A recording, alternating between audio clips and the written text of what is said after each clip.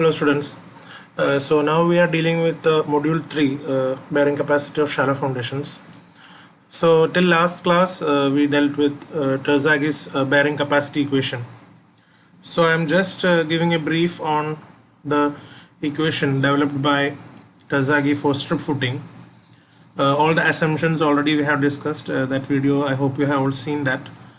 So for a strip footing the ultimate load is given as CNC plus QNQ plus 0.5 gamma B N gamma, where C is the cohesion of the soil, Q is the surcharge, that is the unit weight of soil into the depth of footing, then gamma is the unit weight of the soil, then B is the width of the footing, and NC, NQ and gamma are the bearing capacity factors.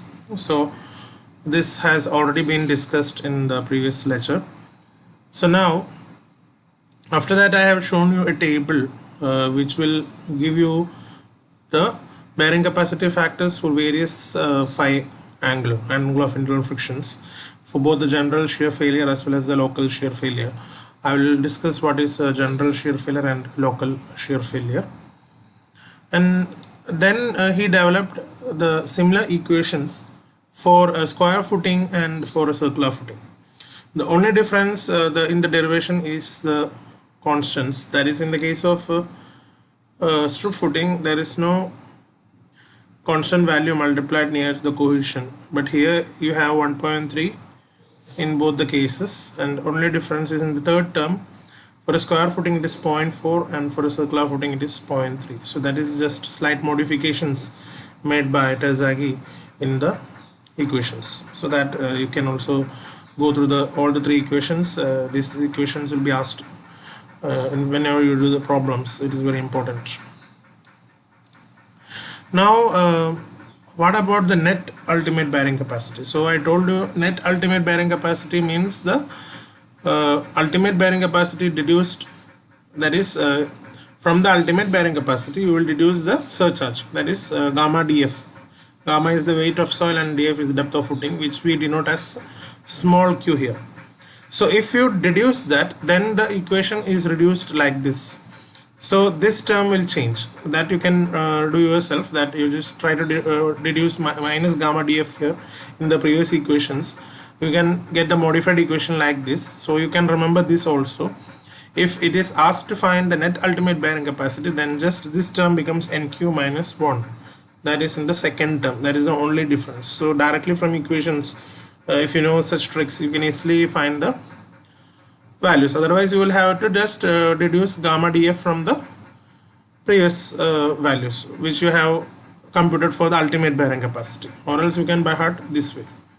You can just remember this NQ minus 1. If you use this term, then it is for the net ultimate bearing capacity, and if it is only the ultimate bearing capacity, then this term is Q and Q. So that is the difference. Now moving on to types of shear failures of soil. I already told you that the shear failures, for different shear failures you have the bearing capacity factors. So let us see what are the types of shear failures which a soil is subjected to. So here in this figure you can see this is a general shear failure case assumed by Terzaghi, and all these parts I have already explained in the Terzaghi's equation. So here you can see this is the failure surface of the soil, and you can see the load settlement curve for a general shear failure. So a general shear failure usually occurs in a soil which is stiff. That is, for example, if it is a dense sand or a stiff clay, then such soils undergo general shear failure. And the pattern you can see here, there is some heaving on top of the ground. I mean, once the foundation undergoes complete settlement, you can see a heave on the ground surface. Then that failure pattern, if you observe, it is called the general shear failure. So what happens in a general shear failure? For an increment of load, you can see here the settlement is slightly increasing and it is reaching a maximum value. Then there is a sudden failure at that maximum load, which is called the ultimate load, and immediately then the settlement is slowly decreasing. The settlement is slowly increasing, and there is not much increase in the load. That means this is the settlement is not high. There is settlement, but once the settlement is increasing, then you can see there is no much considerable increase in the load, but the settlement is just, you can see here, it is a small strain case. The strain is not much high, because for a high load you can see the settlement is very less. Like say here the load is almost moving to say it is if you consider this in the graduate scales of 10 kilonewton or something like that, you can say for 100 kilonewton you can see the settlement is very less. Like if you take here, like in the case of 5 mm, 10 mm, like that, you can assume that for if this is 100 kilonewton, the corresponding settlement is very less, like 5 mm or something like that. That you will understand when you see the figure for local shear failure. So just understand like this. This is there is only small strain developed in the soil, and for a high load you can observe very less settlement. Even though the settlement is sudden, you can observe very less settlement. And next is, so these things are explained here in this explanations you can see here in this slide. So this is accompanied by low strain. I explained already, general shear failure is explained by low strain, and the failure is sudden and catastrophic with pronounced peak in load settlement curve. That also I have shown you. Now here the footing settles by tilting, and bulging of shear mass adjacent to footing is visible. That is this heaving which I showed here. So these are explained here, and this is observed in soil which has a phi parameter greater than 36 degree, and the soil is having a SPT n value greater than 30, and this things, n value, related density and all, I will be explaining anyway in the next module, in the coming modules where you will be going through the soil explorations.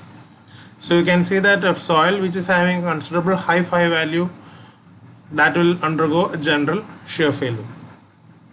So that is a shear failure usually we observe in our field. Now what is a local shear failure? So in local shear failure, here you can see there is not much considerable heaving on the top. The failure surface is similar to that of general shear failure, but here we can see if the load increment is load is increasing, you can see the settlement is also increasing abruptly. You can see that with increase in load, consider initially there is a slight increase in settlement, and once if this ultimate load at this particular load, once the soil starts failing or starts settling considerably, then you can see the settlement is very high. For increase in load, you can see the load is also not increasing that much compared to the general shear failure case, but there is considerably higher settlement. Then it is keeping on increasing with the increase in load. So let us see the features of this local shear failure. This is usually seen in loose sand or dense or medium stiff clays.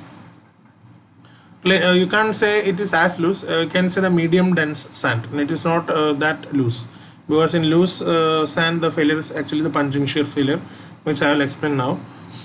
So significant compression you can observe here, and also you can see a plastic equilibrium stage is being developed in the local shear failure. You can see this graph. You can see there is a plastic shear failure case. You can see that is a load is incrementing slowly, and still the settlement is keeping on increasing, indicating that it is a kind of plastic shear failure. And here the failure is not sudden, and there is no tilting of the footing. The failure does not reach the ground surface, and slight bulging of soil, that as I have shown here, the bulging is not that much compared to general shear failure. And the failure surface is not well defined, and there is large settlement. So that is what is happening in local shear failure. The settlement is considerably large, and you don't have a peak, well defined peak. You can see here there is a jerk, and again it is jerking, and you can see there is a Q ultimate of ultimate load 1 and then another Q ultimate. Whereas in general shear failure it is already defined. For an ultimate load the soil settles, then there is not much increase in load because the load is removed, and you can see here the settlement is also decrease. The load is moving to zero, and the settlement will remain here itself. There won't be much increase because we consider this as the permissible settlement for this ultimate load in case of general shear failure. But here you can see it is a plastic equilibrium condition, and this usually occurs in soil where you have a phi value less than 28 degrees and a soil with a low N value. So SPT N value indicates the strength of the soil, that is N value means the number of blows given in a standard penetration test. You will definitely study that in the coming modules. So from the N value we determine two parameters. The two parameters can be correlated. One is the cohesion of the soil and another is the phi of the soil. That means you can find the shear strength parameters from the N value of the soil. So higher N value indicates that the soil is strong and lower N value indicates the soil is weak. So here you can see the N value is as low as 5, indicating that this particular failure occurs in very weak soil. Now next is punching shear failure. So in punching shear failure, here you can see this happens in very loose sand and very you can say soft clays. This particular failure, punching shear failure, very rarely occurring phenomenon because we rarely construct in such problematic soils. So here also the case is similar to that of local shear failure. So here, as I said, it is seen in very loose sand as well as very soft clay and at very deeper elevations. And here you can see the characteristics.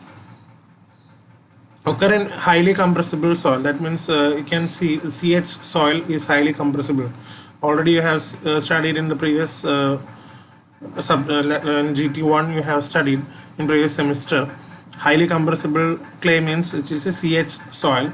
So it occurs usually in CH soil, and then here also similar to the local shear failure, you can't have a defined failure pattern, and in this case it is actually punching. Punching means you are actually punching the soil with the foundation, so you can't see any heave on top, and then this is actually associated with very large settlement. So as the soil is weak, then obviously the settlement will be high, and there will be continuous settlement. The soil will keep on settling without any increase in the load. So that is the situation here. You can see here there is, once the load is increasing, you see after the Q ultimate load, you can see here it is already going as asymptote to the y-axis, giving an indication that there is no further increase in the load, but still the settlement is keeping on increasing. That means this is the condition where the soil undergo excessive settlement for no increase in the load. So just by common sense you can see least settlement is observed for a very strong soil. That is the case of general shear failure, and that usually occurs in the dense sand or stiff clays. And then comes the local shear failure, which occurs in the medium dense sand or loose sand and medium stiff clays, and there is considerable settlement and you don't have defined failure pattern. And when you move to the punching shear failure, this occurs in very loose sand and very soft clays, where the settlement is keeping on increasing whenever, even though the load is not increasing. So these are the conditions, various failure cases, shear failure cases in soil. So here you can see a small comparison is made between a general shear failure and local or punching shear failure. So usually in field we generally observe general shear failure and the local shear failure. Punching shear failure is very rare in field. So you can have just a small showing a difference of these two types of failures, usually asked for exam. Differentiate the local shear failure from the general shear failure. So you can refer this table for that. Then this is just a representation of how the relative density is correlated to the depth of footing by the width of footing. And for various cases you can see here, for high relative density it is a general shear failure case, and when the relative density is like say from 70 to around 30, then it is a case of local shear failure. And for very low relative density, it is a case of punching shear failure, and this correlation was developed by Visich in 1973. So actually the general shear failure was assumed by Carl Terzaghi, and the local shear failure and punching shear failure cases were assumed by Visich. So this is just for an understanding that in sands, whenever the relative density of the sand is very high, then the failure is general shear failure, and for very low relative density, it is a case of punching shear failure. So based on the cases of shear failures, there is some slight modifications in the bearing capacity equation. So if you find the ultimate load here, the equation is CNC plus QNQ plus 0.5 gamma B and gamma. There is slight modification in the C as well as the phi parameter. So the for cohesion, you take the mobilized cohesion, we call it is 2 by 3 C, and for the phi you take it is 2 by 3 tan phi. So instead of tan phi dash, it is 2 by 3 tan phi. This will come into picture where you find the NC, NQ and N gamma. So instead of finding the NC, NQ, N gamma for phi, you will find it for phi dash, which is 2/3 of tan phi. So that is how you use this cases. So that is be very careful with this. Whenever you are using the general shear failure, then you have to make slight corrections to the cohesion as well as the phi parameter.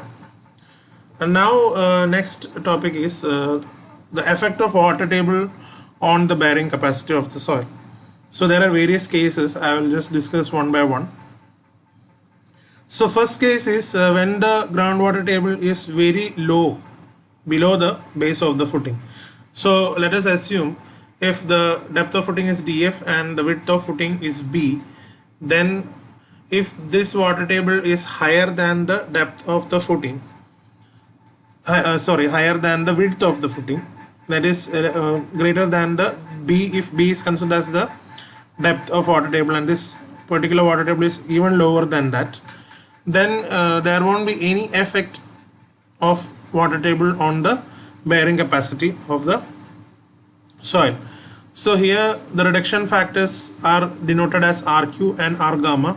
RQ is for the second term and R gamma is for the third term. That is, if this is the equation CNC plus QNQ plus 0.5 gamma B and gamma, then RQ will influence the second term and R gamma will influence the third term. So whenever the water table is below a depth greater than the width of the footing, then there is no influence of water table. That means this reduction factor is 1. And when the water table is at the base of the footing, at that time the only difference is you will take the third term as 50%. Third term is multiplied by 0.5 and there won't be any change in the first term, and definitely the gamma in the third term will be the submerged unit weight because the soil is already submerged. Now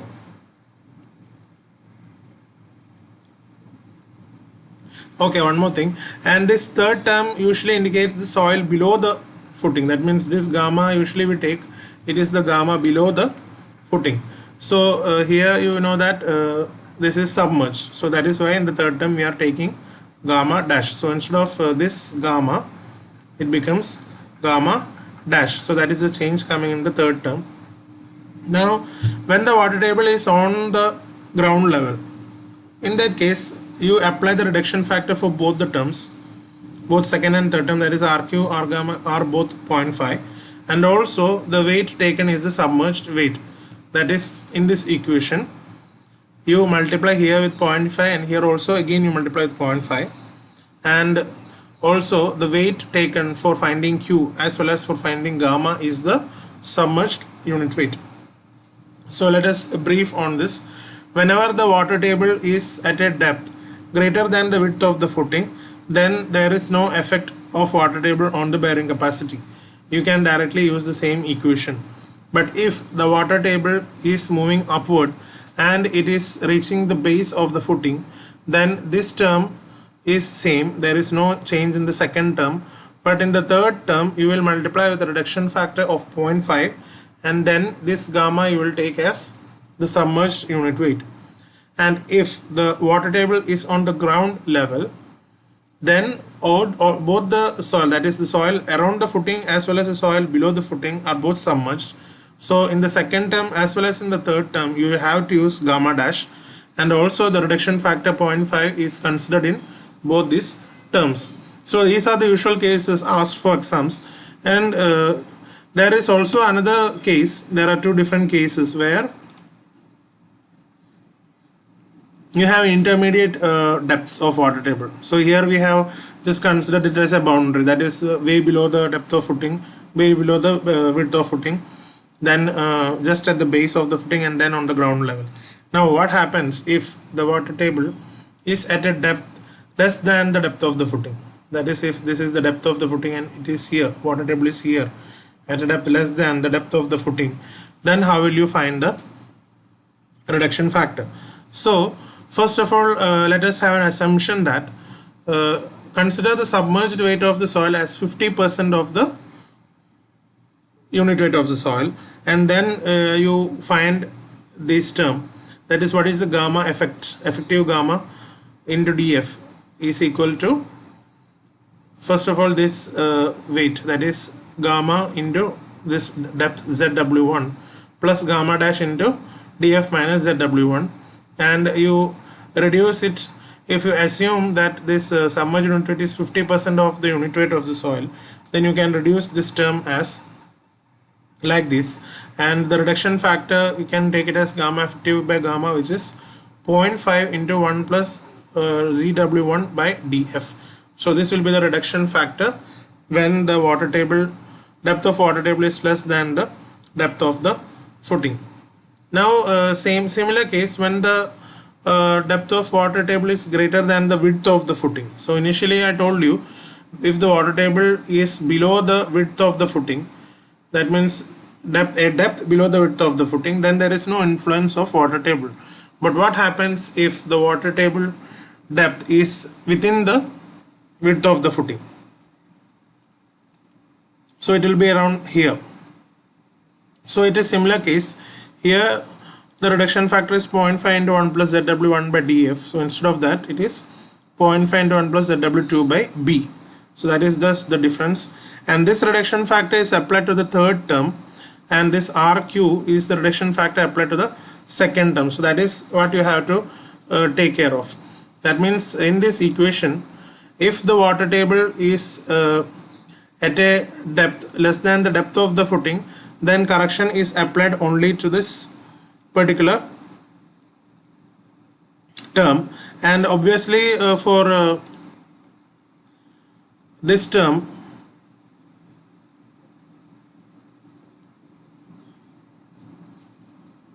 the correction factor for the correction factor for this term will be same. It will be 0.5 times the submerged weight. There is no change in that. There won't be any change for this term, but only for this term the reduction factor you have to take is this reduction factor. But if the water table is here, that is within the width of the footing, that is this depth, then it won't affect the second term, only effect will be on the third term. So that reduction factor you have to take is 0.5 into 1 plus ZW2, that is this depth divided by width of the footing B. So you must be very careful with these two conditions, that is water table below a depth less than the width of the footing and below a depth less than the depth of the footing. So these two special cases are there. Haven't seen it much in exams, but you just study this also, maybe such questions can be asked. So now just if you make an approximation that the submerged weight of the soil is 50% of the unit weight of the soil, then you can apply the following water table corrections. That is for no water table, this RQ R gamma is 1, so no change here. And for water table you can apply these corrections: CNC gamma DF NQ RQ, then 0.5 gamma B and gamma R gamma. So this is the case for water table correction. You multiply with this RQ and R gamma. So already I have accounted for the water table correction here. 0.5 I have taken here, so only you need to take care of this RQ value in this term. And this is another case for net ultimate. Already I told you net ultimate, this term will change. Instead of NQ, it is NQ minus 1. You know how it is changing, because in this particular equation, if you reduce gamma df, then obviously you will get this term NQ minus 1. It will reduce in this format. So these are the water table corrections. So generally asked water table corrections are only these three. So just also study these water table corrections. Maybe sometimes such questions can be asked. So that is all for this lecture, and in the next lecture we will start with the problems based on the concept till we have studied till today. Okay.